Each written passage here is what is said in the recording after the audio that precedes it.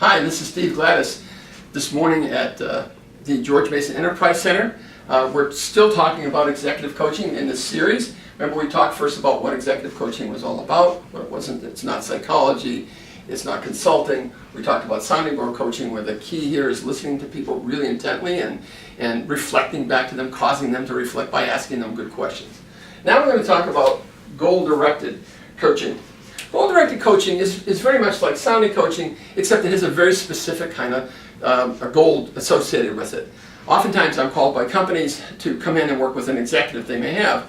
That particular executive may have an issue that they're facing. Let's say, for example, it's time management.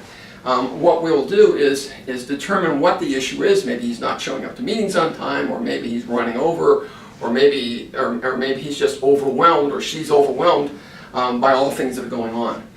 Typically, when we get goal-directed coaching, what we do is we usually vet that goal-directed coaching with people's peers, with their boss especially, and with their subordinates. So we sort of vet that issue around to find out, how is this person showing up at work? What are they doing that's not making good at time management?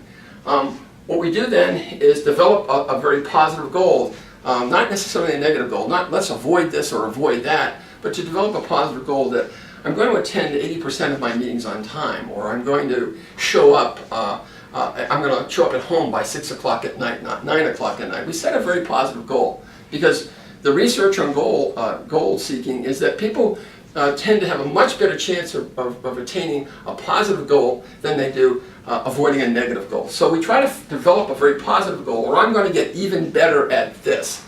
I have clients write out a sentence based on the goal that they've set. This goes something like this: I'm going to get even better at showing up at meetings 80% of the time. And then what we do, once we have that goal, we try to work toward that. For example, in time management, sometimes I'll ask clients to email me their schedules for the week, and to mark on their schedules which meetings they showed up on time and which ones they didn't.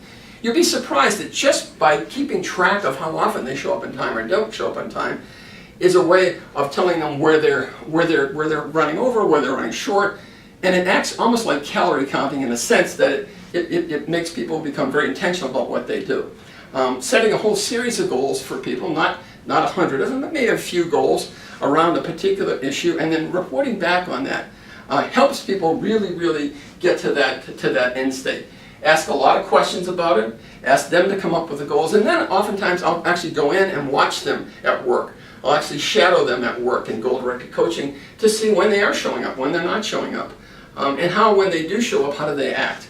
Are they flustered? Are they on time? Are they not? And so the whole process is around developing very specific goals, which are developed in concert with the 360 concept, but especially with the person's boss, the person paying for the coaching, because you want to make sure that the company gets its ROI to this. They understand the progress that's made, how fast they're getting there, how slow it's happening, but that everybody here is engaged in them watching the individual. And I also announce it to everybody around the client to make sure that everybody kind of helps them. It's like when you go on a diet, you want people to know. The more people that know, the better likely you are to actually go on that diet and stay on that diet. So that's it, goal-directed coaching. Thanks very much. This is Steve Gladys here at George Mason Enterprise Center. Thanks for listening. I'm with Steve Gladys Leadership Partners. Thank you so much. Bye.